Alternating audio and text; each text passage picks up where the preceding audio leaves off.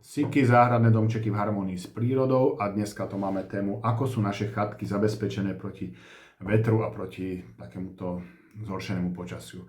Je to veľmi jednoduché, v každej chatke sú 4 takéto laty s frézovanou drážkou, ktoré sa priskrutkujú do rohov miestnosti a tá frézovaná drážka nám slúži na to, že vlastne keď sa priskrutkujú takto k vrchnej late, tak tým, že vlastne naše chatky sú z dreva a postupne zosychajú, najmä prvú sezónu a posúvajú sa smerom dolu, tak vlastne tá skrutka sa takto pohybuje v tej drážke a stena krásne sa posúva smerom dolu, ten centimetrik, ktorý potrebuje na to, aby sa dosušovala a vy nemusíte do toho zasahovať.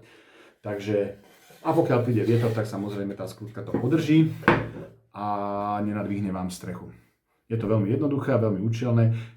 Keď sa bavíme o chatkách už o 70 mm materiálu, tak tam sa už priamo stredom frézuje otvor, diera, cez ktorú sa potom prevleče závitová tyč od vrchu až dole a to je trošku iný spôsob spájania, ale tieto chatky do 44 mm sú riešené týmto spôsobom a je to dostačujúce. Takže toľko na tému zabezpečenia proti vetru.